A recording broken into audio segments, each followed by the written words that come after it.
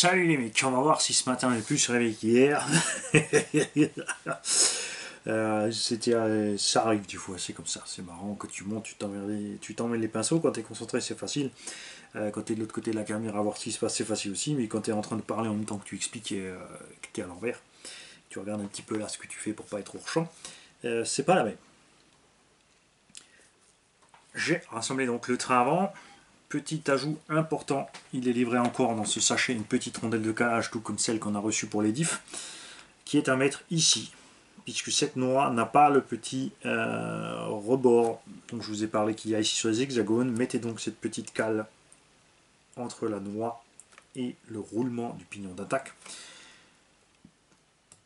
pour éviter, lors de la compression, le flex du châssis ou autre, que ou si quoi que ce soit se dessert ici, que ça glisse vers l'avant, que ça aille taper sur le roulement et endommage la portée du roulement. Donc là on est bien calé entre, c'est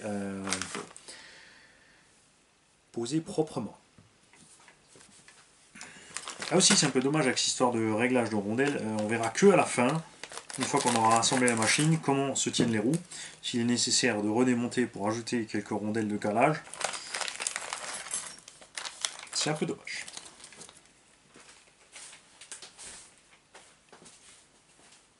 Sauf serrure. Même lors de montage, là on attaque le sauf serrure, on a la tourelle ici qu'on aurait déjà pu monter ici, avec une partie de la platine et tout ça. Mais non, ça vient après. Quoique aussi, peut-être il y a un petit mélange, c'est marrant, il faudra voir la différence entre les deux. C'est vrai que j'ai l'autre notice ici, bougez pas. Peut-être qu'ils ont modifié ça à ce niveau-là. Non, ça ne correspond pas du tout ici à ce qu'il y a dans le sachet par rapport aux étapes de montage. Parce que là il te dit 6, la direction avait le petit sachet numéro 7.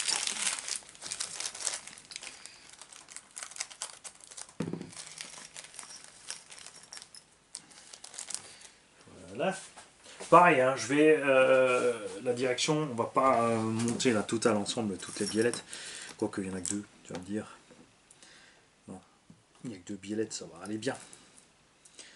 Tu vois donc les pluies. Nous allons voir aussi sur le châssis, ici on a les empreintes pour ce pluie. C'est juste posé dessus. Sort de là. Il n'y a pas d'empreinte, c'est juste posé dessus. Donc on peut les retenir avec une petite clé.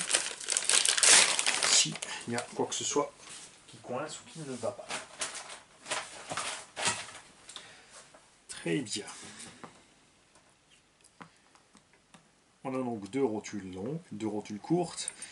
Tu as le choix, tu as trois barres de Ackermann, dont une totalement délirante. Je ne sais pas qui c'est qui roule avec une barre de Ackermann aussi grande. Les roulements à billes qui sont dans la direction. Pour moi, beaucoup ne sont pas contents sur certaines marques. On retrouve des bagues en bronze. Je n'ai absolument rien contre les bagues en bronze dans la direction parce qu'elles fonctionnent quand même. Et contrairement au roulement, quand on prend des gros chocs, la bague en bronze va peut-être se mater, s'ovaliser un peu. Tu auras du jeu sur ton pivot, mais ta direction fonctionnera toujours librement. Alors que le roulement, lui, peut casser, se détruire, gripper et bloquer la direction. C'est rare, attention quand même, il faut vraiment des gros chocs à répétition pour arriver à ça. Mais ce que je veux dire par là, c'est que c'est pas négatif d'avoir des bagues en bronze, c'est pas très grave. Ce qui est étrange pour moi, et qui a toujours été, c'est qu'ils ont mis des axes de 3 mm sur les bras avant de ce Hyperstar supérieur, mais ils sont solides. Et le fait est que comme c'est des axes de 3, on a énormément de plastique ici, une grosse surface en plastique, qui évitera ce qu'on a sur beaucoup de véhicules qui ont un train avant rotule, c'est-à-dire ce grand mouvement dès que ça prend du jeu, parce que le plastique est trop faible à l'emmanchement ici, ce que lui n'aura pas. Alors, la direction montée à l'envers, ça donne quoi? Levier principal. Une petite... donc là c'est bien effectivement comme la référence des vis ou Z, la 33 à 308, c'est une vis de 3 par 8 mm. Donc une vis courte que j'ai dans ce sachet. Pourquoi je suis allé voir l'autre? Effectivement, ici, il y en a la vis en question qui maintient une petite rotule ici. Alors, c'est un piège, c'est au bas, souvent se font avoir les gens. Regarde, je vais visser ça dessus et après, comment je finis? Et bien en fait, l'empreinte est ici. Tu as l'empreinte 6 pans dans la tête de la rotule et l'autre de l'autre côté. Voilà. Donc si tu mets une vis trop longue, évidemment, tu ne pourras plus serrer ta rotule, ça c'est un fait. tu as l'autre côté du sauve-cerveau. Tu as le guide principal, donc lui là il est bloqué dans le sipan, il bouge pas. Là-dedans par contre après ça coulisse. Donc c'est pareil. Un petit coup d'huile ou de graisse. Hein. Là maintenant je m'amuse sur ce kit à... J'ai envie de mettre de l'huile partout. Alors ce coup-ci je mets de l'huile partout. Et vous allez voir qu'à la fin il n'y a rien qui va gripper, tout va fonctionner. On ne te dit pas quelle barre prendre. C'est assez étrange. On n'a pas de... te donne pas la dimension. Hein. Tu te débrouilles. Fais à ta sauce. Tu as différents points d'ancrage et différentes barres. On va prendre la moyenne au milieu.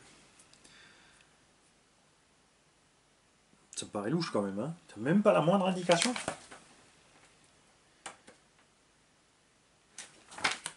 Pas la moindre. On va prendre la petite dans le pied. Hop. Après, petite particularité, cette barre est verrouillée par le dessous, par ces petites arrêtoirs ici.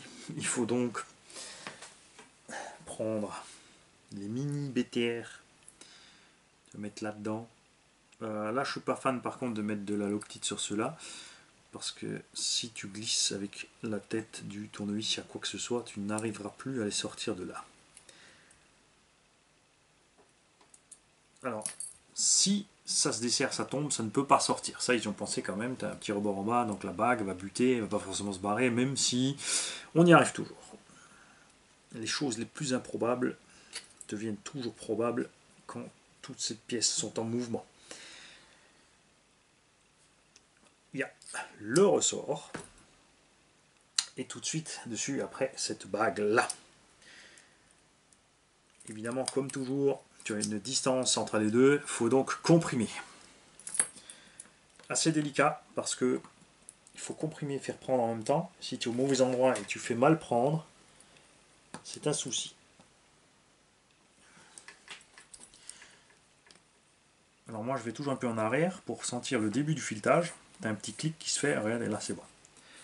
Tu vois, j'ai bien chopé le début du filetage, on est tranquille.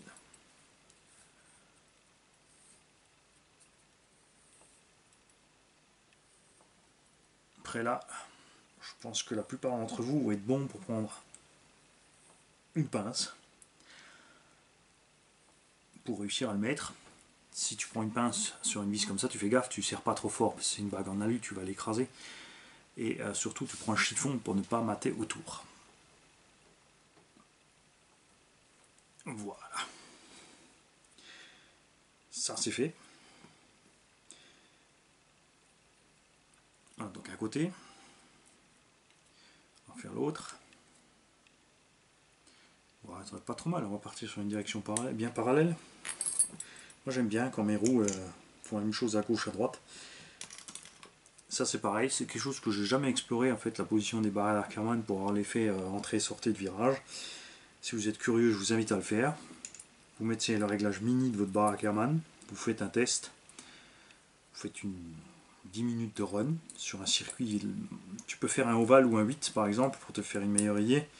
Tu te fixes une certaine vitesse aussi, parce qu'évidemment si tu arrives à différentes vitesses, ton jugement va être faussé, puisque tu auras des vitesses différentes. Donc il faut être bien régulier pour faire ce genre de test, pour que ce soit perceptible au niveau de la différence. Donc tu te mets ton réglage mini de Ackermann, tu fais un tour de circuit, 10 tours de circuit, ensuite tu te mets le réglage maxi, tu te fais des tours de circuit, et ainsi de suite, et ainsi de suite. Donc les deux puits, hop. Donc jusqu'à là rien de sorcier. Donc beaucoup aiment bien avoir une plaque ici.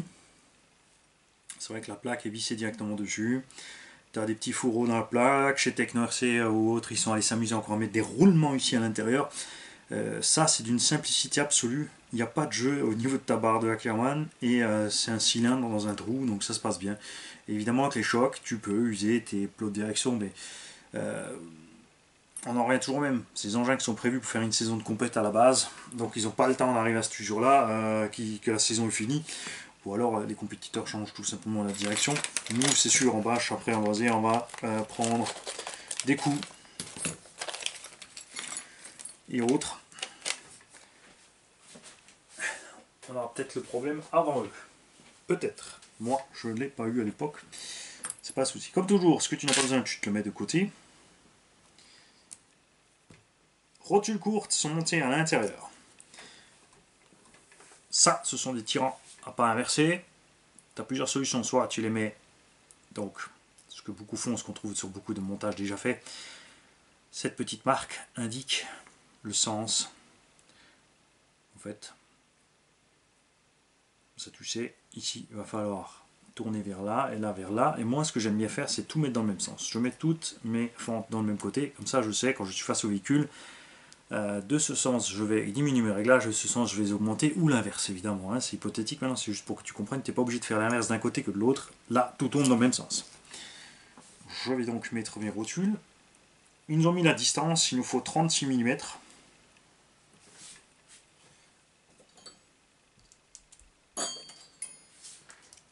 Alors n'hésite pas à t'acheter un petit jeu de clés. Si tu montres que de temps en temps des kits et tout ça, c'est vrai que tu n'as peut-être pas besoin d'un kit systématiquement complet de clés. Qu'est-ce que j'ai fait de ma clé de 7? Évidemment, c'est pas la faute du nain, mais ma clé de 7, si, je l'avais sous le nez depuis avant. Et en plus, c'est la 6. Bien vu l'aveugle. Et c'est la 5,5. Voilà. Sinon, il y a des boutiques qui proposent des petites clés avec, en fait, tous les embouts. Si tu montes sur des kits, c'est pas les clés idéales, hein, c'est des clés qui sont pas chères. Par exemple, vous pouvez en avoir chez picofran.fr. Fait une petite clé sympa, vous mettez ça dans une enveloppe et vous l'envoie. Ça suffit pour la plupart des réglages.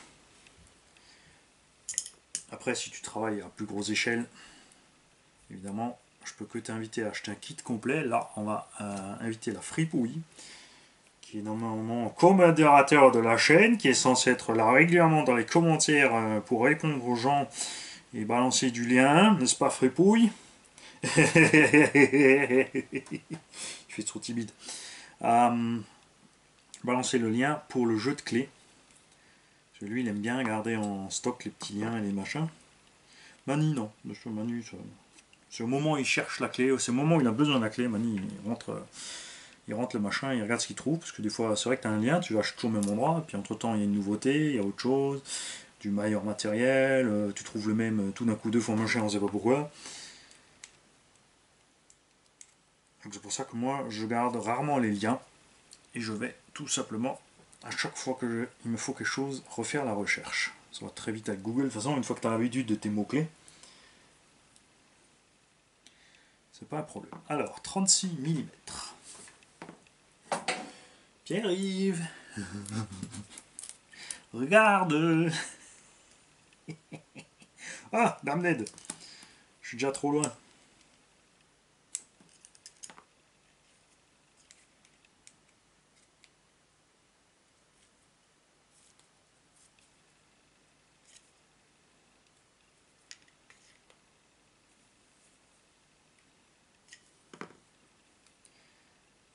Voilà. Encore un petit bout. Un petit motivé, Mani. Hop.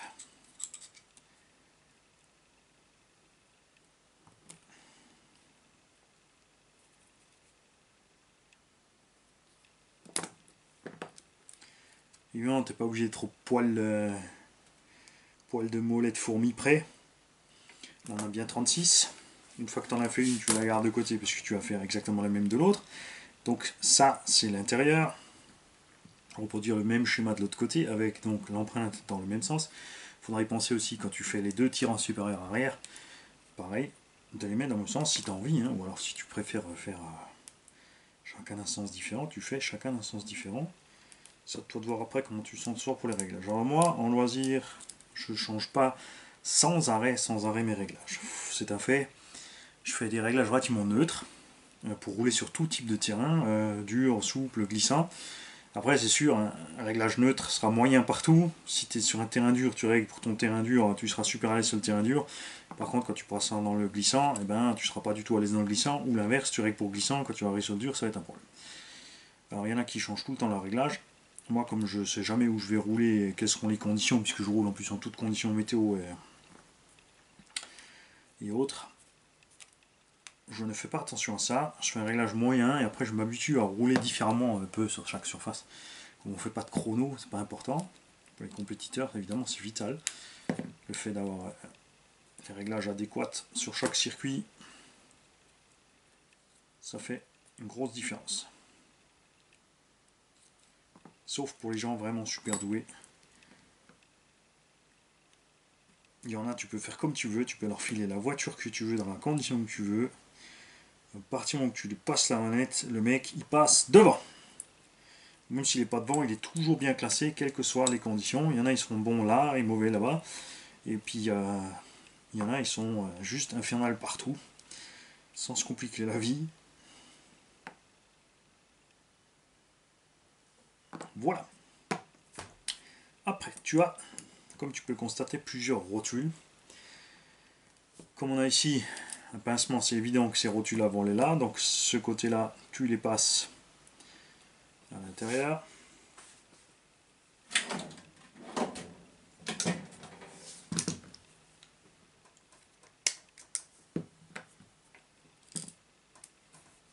Check quand même un petit coup la notice pour pas dire de bêtises.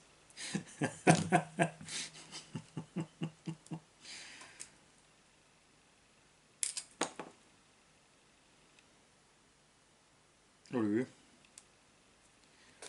Je suis hors champ les mecs, je suis hors champ. Alors.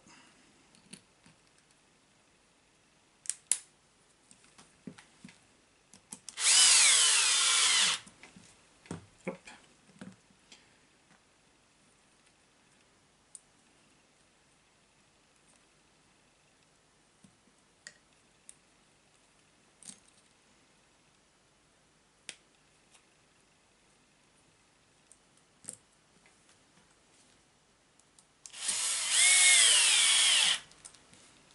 Voilà. Alors on va remettre le puits aussi que c'est cassé la figure. Même il y a de grandes chances qu'il retombe. Ok. Ensuite, celles-ci sont fixées par le haut. Méfiez-vous, il y a des véhicules où c'est fixé par en dessous ou par au-dessus, il ne faut pas se faire avoir. N'hésitez pas, si vous n'êtes pas sûr, à consulter la notice ou à demander d'autres utilisateurs si vous n'avez pas la notice ou autre. Si vous avez fait une modif, vous trouvez un truc bizarre.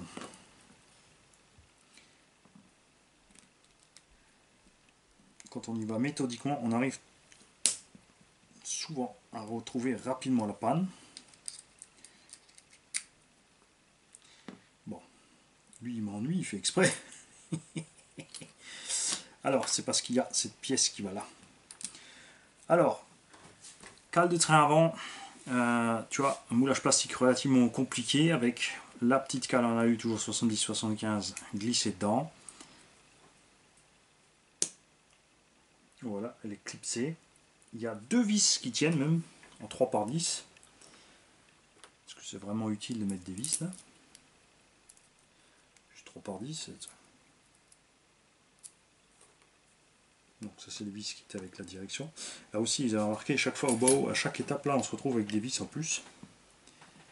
On a un petit BTR en plus. Des petites cales de réglage qui vont... Ah oui, celles-là elles iront en dessous. Ok. On a une vis en trop là. On a une vis en trop ici.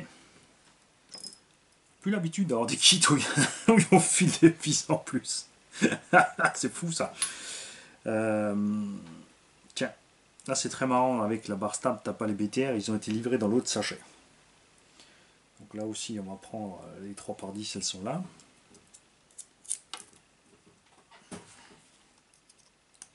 Je sais pas si cette pièce existe. Sur la ST Pro, c'était magnifique ça, cette pièce en alu usiné, poli. Je sais pas si elle existe là, après est-ce que c'est vraiment nécessaire? Vu comme c'est assemblé, ça devrait aller. Ça a l'air pas mal quand même. Alors, le petit piège ici, vous allez voir, c'est qu'il y a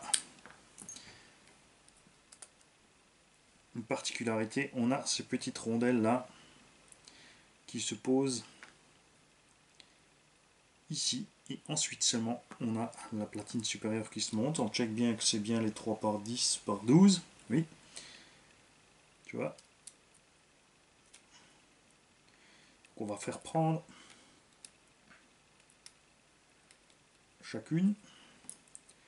Alors moi je suis pas fan de tous ces trucs là. Vous avez vu, bon, la dernière fois que j'ai monté ce kit ça faisait des plombes.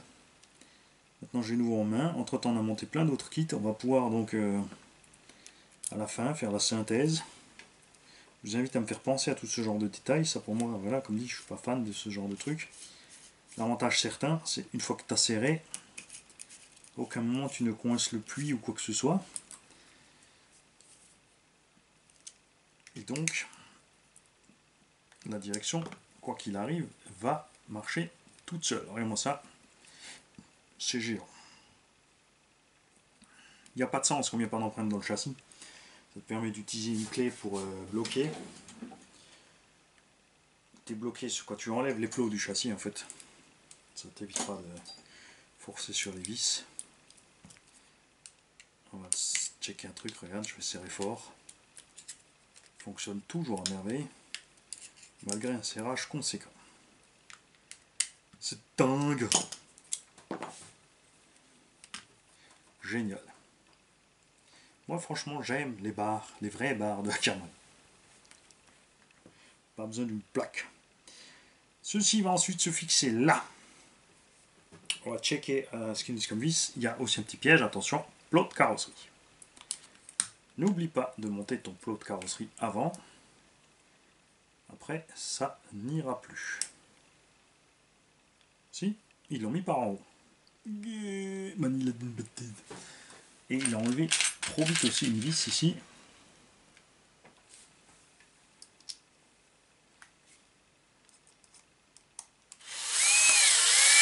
Ce que je disais, tu vois, faut pas souvent se baser sur son expérience, ça t'induit vite fait en erreur. Donc c'est toujours bien. Moi j'aime bien monter ces kits avec vous, parce qu'effectivement, ça m'oblige à revoir moi-même plein de choses. Et en visserie, pour fixer cette platine dessus, on nous dit 3 par 15. Hop. Alors là, ce genre de choses, c'est pareil, moi j'aime bien ici, honnêtement, j'aime bien avoir des vis de 4. Je préfère avoir des bonnes vis de 4 dans la cellule.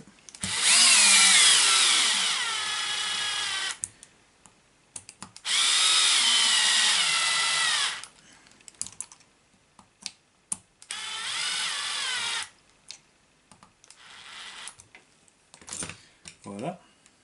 On check toujours que tout fonctionne. Alors, et là, tu as le choix après. Comme tu peux constater, on a 2 trous ici dans la cellule, on a aussi 2 à l'intérieur. Tu peux changer le point d'ancrage des bras supérieurs. À quoi ça sert? Ça sert en appui à modifier le roulis du châssis. Plus tu ancres tes bras supérieurs bas, moins le châssis prend de roulis. Mais au moment où il décroche, il va décrocher plus brutalement. Donc sur les terrains accidentés, généralement tu montes tes bras le plus possible. Sur les terrains le plus plat possible, tu descends les bras le plus plat possible.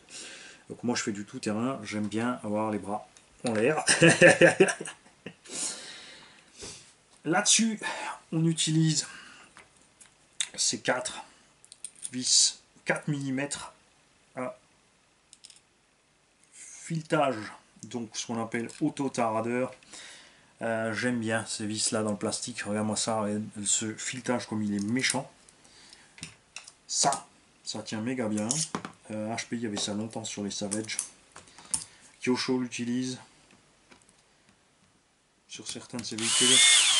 Kyosho c'est les pros du mélange de la visserie. Hein.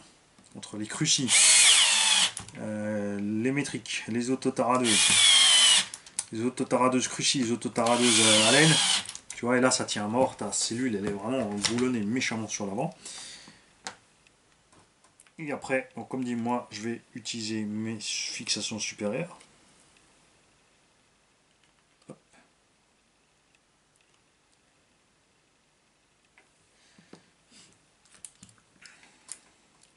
Et c'est là le moment de vérité où nous allons voir si les cales qu'ils nous donnent, qu'ils nous ont conseillé de mettre au niveau des trains ici, nous permettre d'arriver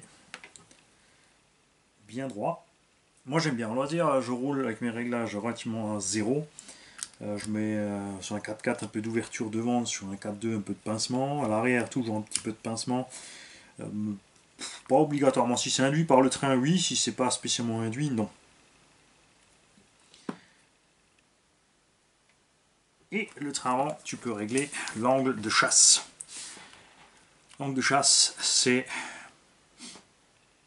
si tes deux pivots ici sont fixés au même endroit, tu as 0. Et là tu descends à moins. Moi je sais pas combien, c'est à toi de voir si tu t'amuses avec un banc de réglage, tu regarderas combien ça peut faire. Si tu vas de l'autre sens, ça s'appelle du positif. Moins que ce soit l'inverse. C'est jamais très clair. À ce moment-là, il faut toujours aller refouiller dans les bouquins de cours pour retrouver la bonne réponse. À toi de voir aussi ce que tu aimes, si tu préfères rouler avec un angle de chasse élevé ou pas. Généralement en piste, on n'en a pas trop, en tout terrain, on en a beaucoup. Mais même en tout terrain, moi j'aime bien n'en avoir pas trop. Mais là c'est pareil, c'est à chacun de trouver les petits réglages qui vont bien. Et pour faire ce réglage-là, tu as tout simplement des cales à ajouter. Donc tu peux vraiment le régler comme tu veux. Si t'es pas complètement manchot, qui t'arrive à mettre tes clips. Ouais. Play School présente Mani. Mani, 42 ans. Joueur manchot du jeu du clips.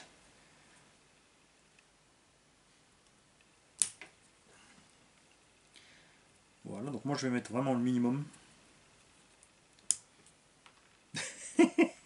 Ah ouais, il passe la journée, les mecs. J'ai faim, il n'est pas déjà midi ici.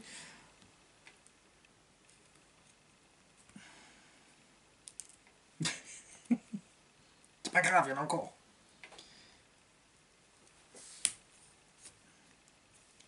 Voilà, ça sert à rien de mettre, en avoir des trop gros pour avoir vraiment virer absolument tout le jeu. Il faut quand même un léger jeu.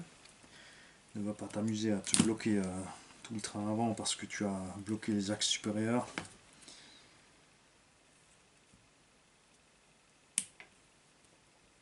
Voilà. On va récupérer celui qui est tombé, hein, sinon on va un souci plus tard. Pour bloquer les axes avant, tu as une cale complète, tu vois. J'ai serré trop vite. Une fois de plus, l'expérience n'a amené qu'une erreur. Et là vous allez me dire, mais tu pourras avoir l'expérience de tes erreurs et machin. Mais je suis blanc, j'oublie. Hop, on verrouille les axes avec ça. C'est rapide, c'est efficace. Voilà. On va passer donc les rotules de direction. Celle-là, on a les petits nil stop.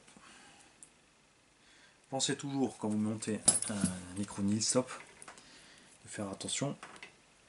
Là évidemment ce sont des pièces avec une longueur donnée, tu n'auras même pas le choix. Mais quand c'est une vis, il est impératif évidemment que le nil stop soit toujours sur le filetage si la partie caoutchouc de ce nil stop n'est pas sur le filetage, ton nil stop ne sert à rien, il peut se desserrer.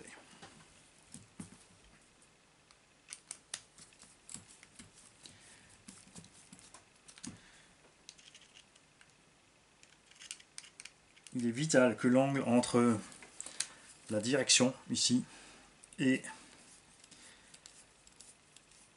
les moyeux soit cohérent, puisque plus tu as de débattement de suspension, plus ta biellette va avoir de l'angle, plus tu vas perdre de la distance et modifier sur la position de la roue sur le réglage. Quand tu as un train avant où c'est tout bien fait,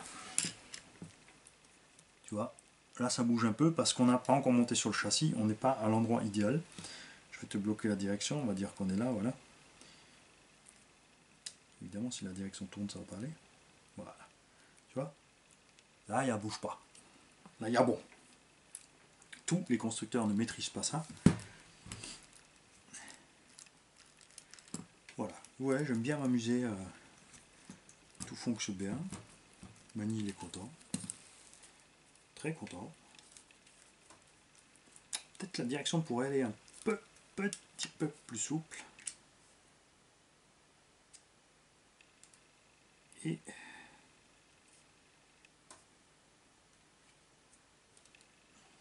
alors,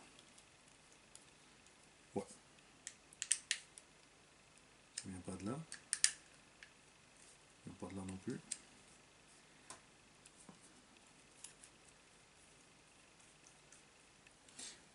C'est là. Les rotules ici, quand je les ai clipsées, sont allées très dures pour rentrer. Et c'est ça qui retient la direction. Ça va se faire tout seul avec plus tard. Hein. Beaucoup n'aiment pas ce genre de pion fini parce qu'il est impossible de mettre une rondelle en dessous qui empêchera... Là maintenant, si je prends un gros choc, il est possible évidemment que la rotule ici se déclipse. La chape se déclipse de la rotule. Résultat, si je tape dans une course et que je me retrouve avec une roue qui ne braque plus, j'ai perdu la course. Donc il y en a beaucoup qui aiment bien avoir ici plutôt une vis et une rotule pour pouvoir passer une rondelle au-dessus pour éviter justement ceci. Donc on va faire travailler un peu tout ça là, quand ça commence à venir. Ouais. Voilà. C'était effectivement juste ça. Et dernier petit point de ce train avant. Enfin, encore 2 points, qui ne sont pas très importants. Enfin c'est important mais...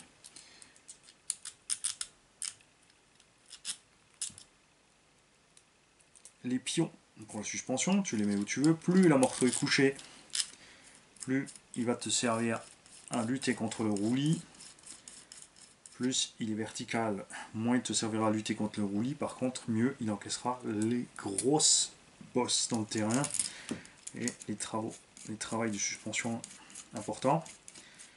Donc en piste, donc béton,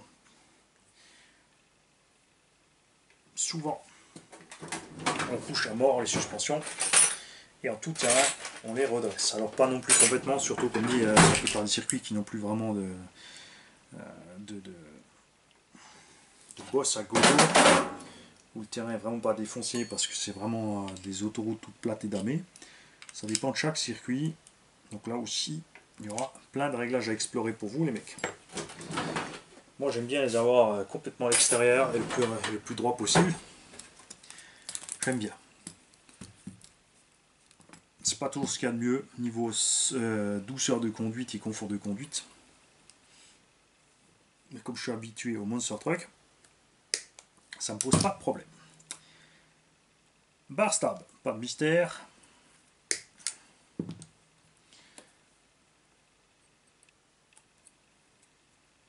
Toujours le même principe.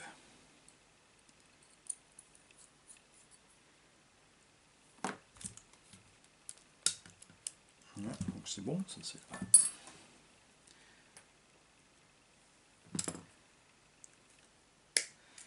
Ça aussi c'est un truc que je regarde jamais, c'est vrai que je me penche rarement là-dessus. Est-ce qu'il existe 36 000 options de bar stab pour un véhicule? Il y a vraiment des marques qui font des bar stab, tu as vraiment tout ce qu'il te faut pour faire des réglages à toutes les sauces. Généralement moi je prends le bar stab qui est livré par défaut. J'ai regardé ça par exemple sur le Traxa Sudair ou 2-3 autres engins où vraiment il était nécessaire de faire quelque chose au niveau d'une barre stable parce que c'était pas roulable sans. Et ça s'arrête là. Alors,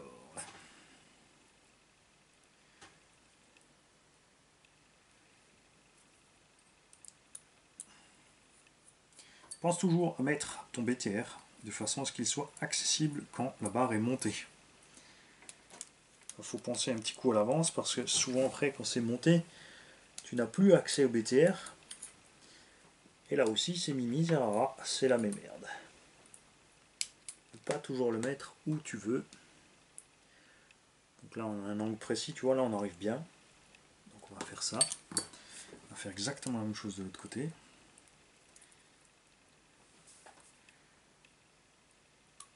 Selon les véhicules, tu peux régler effectivement un petit peu en décalant.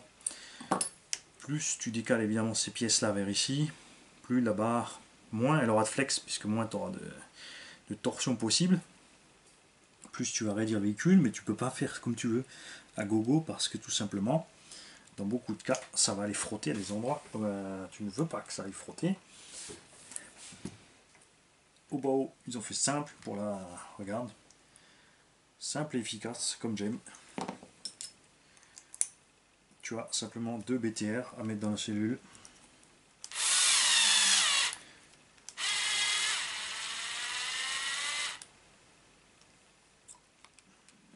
Voilà, donc il faut un léger jeu, mais pas de blocage de la barre stable. C'est impératif qu'elle ne soit pas bloquée.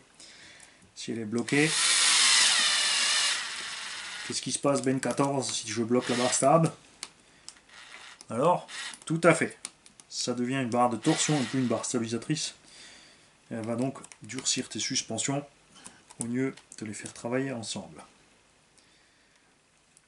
Si elle est trop détendue, par contre, tu as un jeu de fonctionnement qui va l'empêcher d'être rapidement efficace.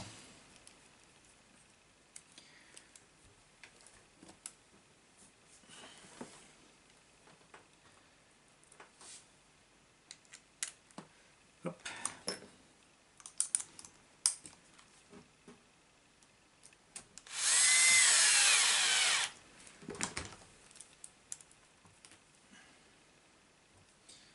Et voilà.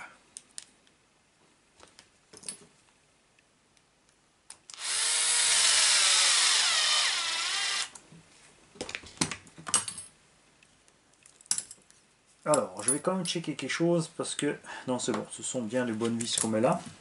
Je vais rapidement aller, puisque dans le sachet de montage de suspension, on n'avait pas les visseries avec pour fixer les suspensions. Donc elles seront apparemment dans les derniers sachets. Ces vis pour monter les amortos. Moi, comme j'ai déjà tout préparé, parce que moi c'est un truc que j'aime bien faire, j'aime bien avoir mon train complet, mon train complet. Et ensuite, tu vois, ça c'est clipsé. Tu peux, si tu veux pas déclipser tes amortos ou tu as peur sur retournement ou autre, mettre une petite vis par devant, relativement courte quand même, puisque tu as la grande vis ici qui arrive quasiment jusqu'au bout du filetage, ou tu mets une vis un tout petit peu plus courte derrière pour réussir à en mettre une devant, une petite rondelle pour pas que ça se déclipse. Moi ça m'a jamais servi.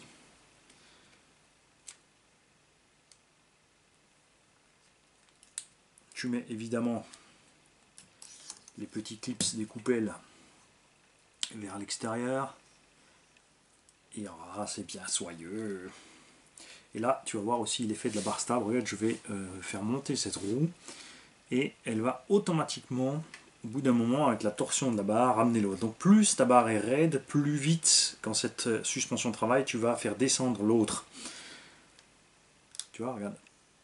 Ça paraît peu là, tu vois. Mais comme c'est un véhicule tout-terrain, ça suffit en piste. Tu pourrais passer sur une barre beaucoup plus grosse pour que dès que tu bouges une roue dans le virage, dès que le véhicule va en appui un petit peu comme ça, la deuxième roue monte.